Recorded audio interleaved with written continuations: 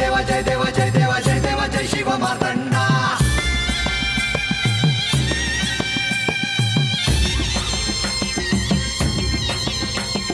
जय देव जय देव जय देव जय देव जय देव जय शिव मार्तंडा. हरिवर्धन मल्हारी तुझी प्रचंडा. अगडदुम नगारा सोन्याची जेजुरी देव गेले जेजुरा निळा घोडा. अगडदुम नगारा सोन्याची जेजुरी देव गेले जेजुरा निळा घोडा. पाव में तोडा कमरी कर पटा मिहिर मस्तकी तुरा. खोबऱ्याचा कुटका भंडाऱ्याचा भडका बोल हंकरा सदानंदाचा येळकोट. सदानंदाचा येळकोट. जय देव जय देव जय देव जय देव जय देव जय शिव मार्तंडा. जय देव जय देव जय देव जय देव जय देव जय शिव मार्तंडा. हरिवर्धन मल्हारी तुझी प्रचंडा. जय देव जय देव जय देव जय देव जय देव जय शिव मार्तंडा. हरिवर्धन मल्हारी तुझी प्रचंडा.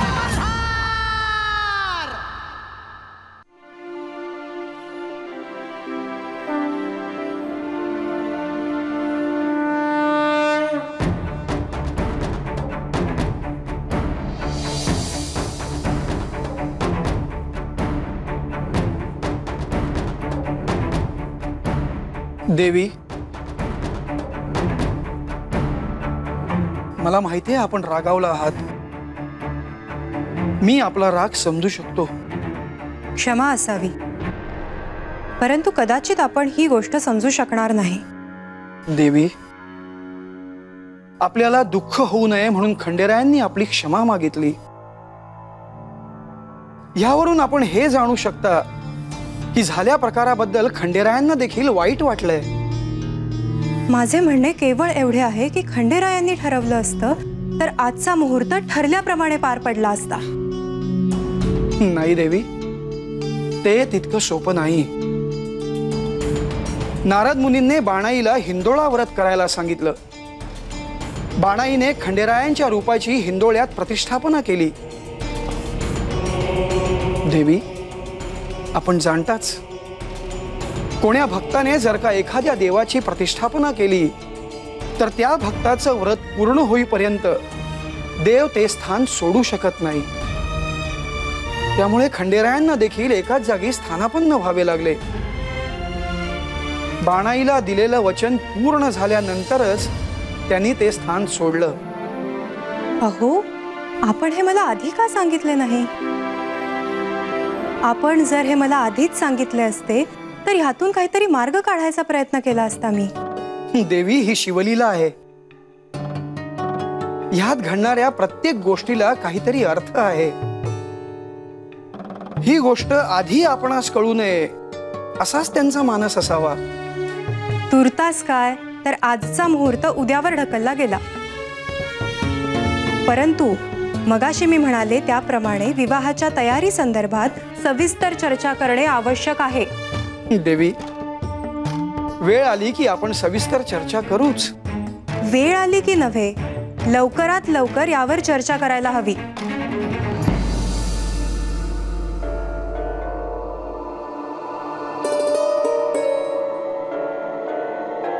माधव शास्त्री, ह्या क्षणापासून म्हाळसाच्या विवाह संदर्भात आपण आम्हाला जे काही मार्गदर्शन कराल ते आम्ही तंतोतंत पाळू. आपण महाशास्त्रींचे चिरंजीव आहात, त्यामुळे ह्या घराशी आपले जुने ऋणानुबंध आहेत. मला असं म्हणायचंय की विवाहाच्या आधी या घरी नेमके कोणते विधी व्हावेत, इथून विवाहस्थळी जाताना नेमके कसे जायचे आणि प्रत्यक्ष विवाहाच्या दिवशी नेमके कोणते विधी होणार आहेत, या सर्व गोष्टींची जर आपण आधी कल्पना दिली तर पूर्व तयारी करणं फार सोपं होईल.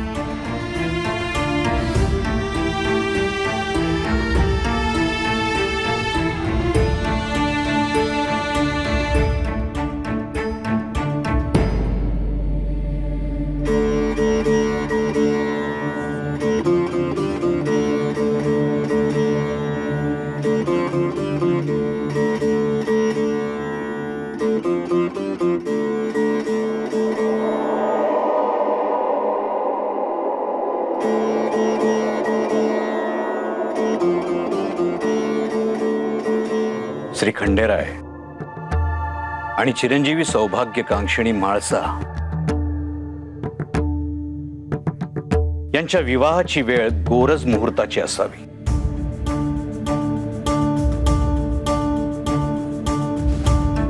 त्या क्षणी असलेली ग्रह नक्षत्रांची स्थिती विवाह कार्य निर्विघ्न पार पाडायला सहाय्य करते.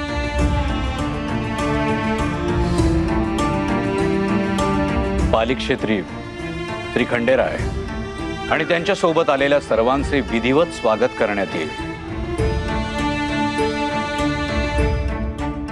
आणि त्यानंतर विवाह कार्याला आरंभ होईल. परंतु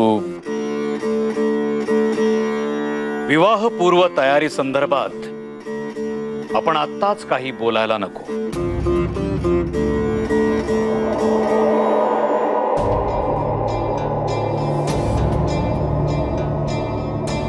आपण असे का म्हणालात? मला तर असं वाटतंय की विवाहाच्या तयारीला आधीच खूप उशीर झालाय आणि आमच्या माणसाला सुद्धा विवाहाचे वेध लागलेत.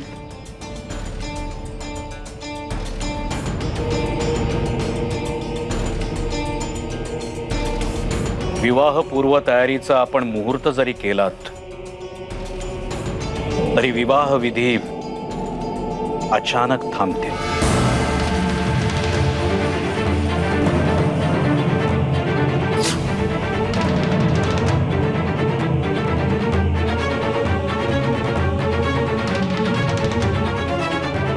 आपणच असे म्हणाला तर आम्ही काय करायचं?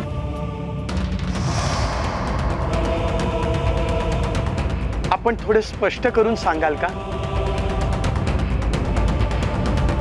मला एवढंच म्हणायचंय की विवाह पूर्व तयारीचा मुहूर्त आपण इतक्यात करायला नको.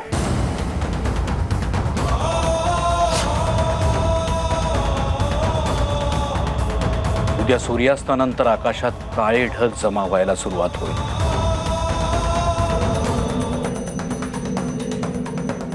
आणि वातावरणात अशुभ कंपन तयार होतील.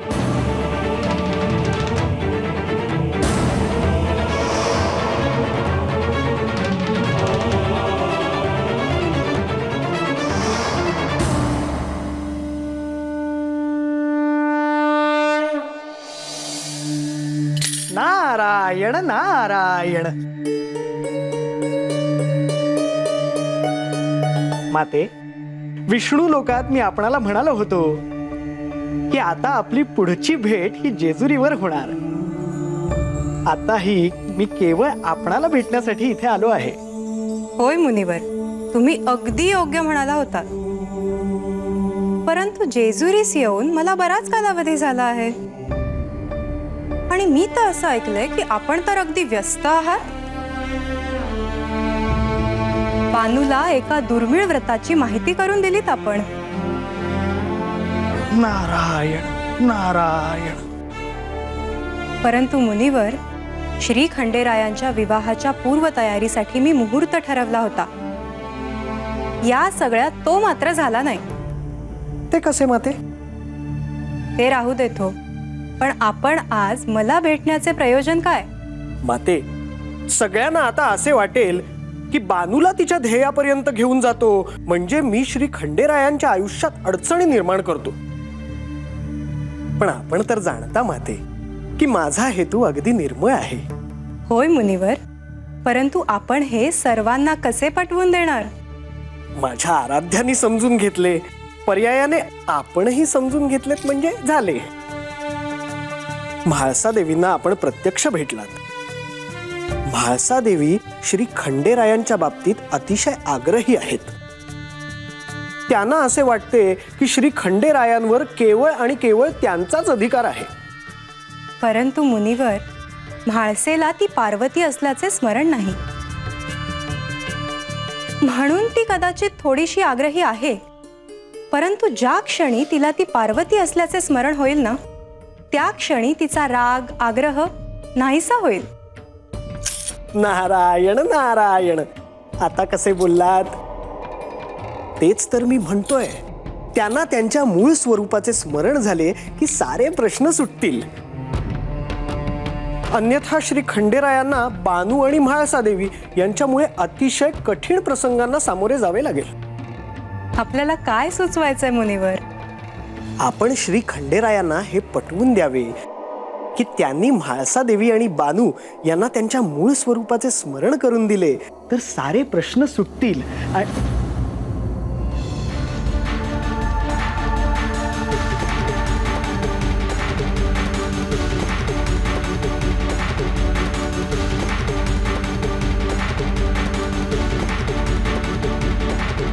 नारायण नारायण.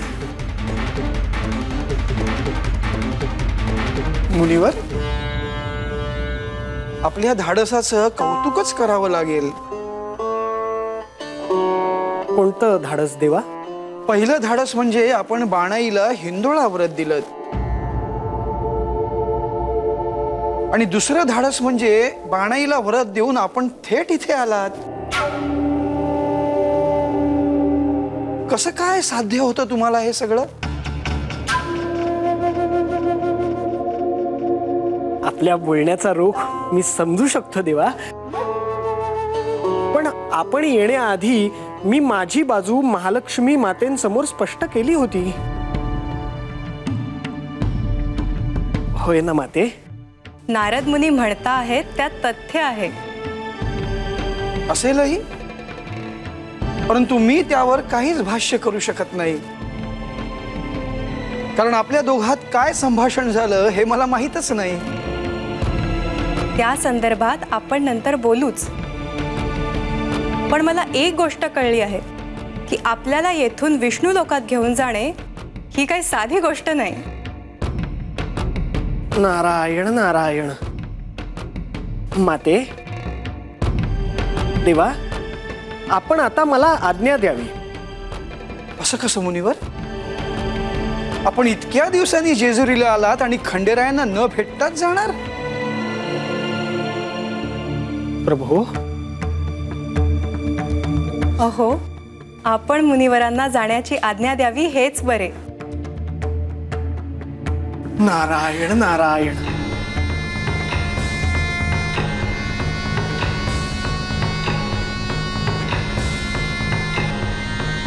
माधव शास्त्रींनी सांगितल्याप्रमाणे अशी कोणती अशुभ कंपनं वातावरणात तयार होणार आहेत?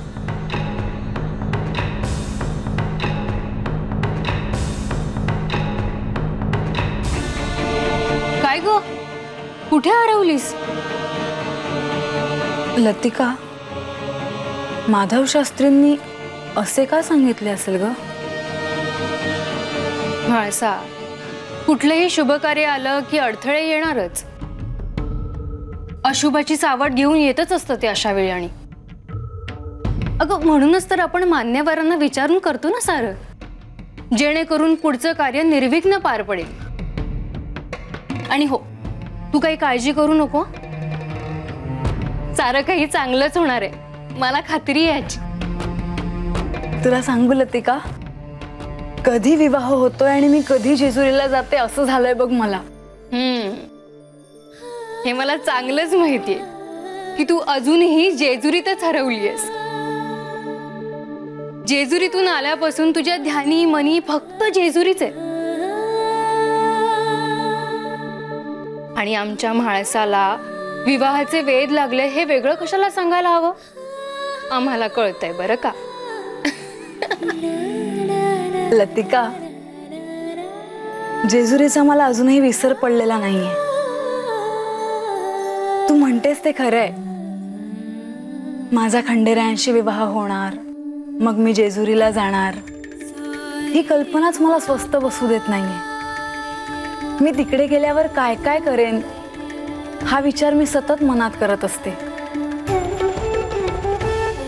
खरं तर आता पण मी इथे नाहीये, मी जेजुरीत आहे. हो ना, पण म्हाळसा, नेवासेमध्ये ना तुझं एक घर आहे. त्या घरात एका कक्षात तुझी मैत्रीण तुझ्याशी गप्पा मारते आणि चला आता झोपायला असा तुझ्या आईचा निरोप घेऊन आली हे विसरू नकोस. हो, माहितीये. अशीच कायम हसत राहा, अगदी अशीच, आणि अजिबात घाबरायचं नाही हं? आता झोप शांत. मी येते.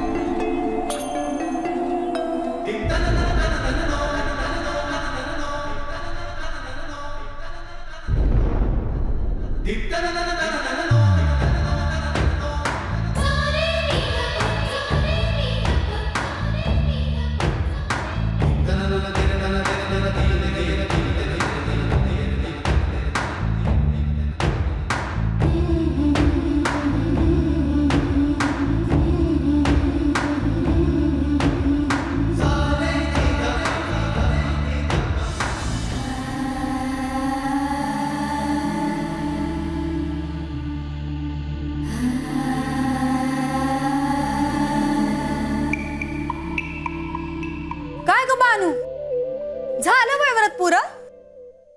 वय झालं. म्हणजे तू आलीच नाहीस ग घरला? अगं मी शेरडान मग रानात गेले होते. आजा म्हणला मला, काय केलं होतस ग? अगं महाराज मला म्हणले की खंडेरायांसाठी हिंदोळा व्रत कर.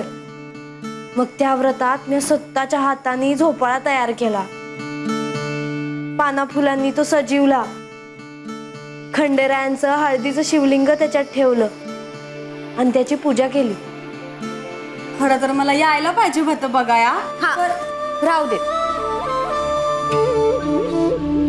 मग काय मागितलं खंडेरायांकडं? म्हणजे तू कुणाला सांगणार नशील तरच मी तुला सांगत. राहू दे, येते मी. अगं म्हणजे तू खरंच कुणाला सांगणार नाहीस ना? तुझा विश्वास नसेल ना तर नग सांगूस मला. म्हणजे बस. अगं खंडेराय मला म्हणले की पुशी पुनवला सूर्यास्ता अगोदर ती माझ्या घरला येणार आहे. काय सांगतेस बानू? तुला असं वचन दिलं खंडेरायांनी? वय बानू, खंडेराय तुझ्या घरला येणार वय? आता मला कळलं की तुझा चेहरा असा फुललेला का आहे ते. अगं मी काय करून काय नाही मला काही सुचतच नाही आहे बघ. बानू तू तर आत्ताच खंडेराय घरला आहे तशी वागतीयस बघ. म्हणजे खंडेराय आत्ता हात आले तर ग?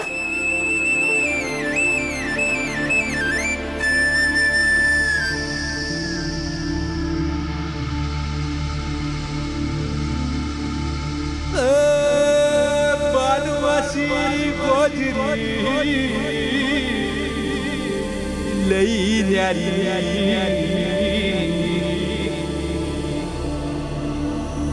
गोजरी लई न्यारी.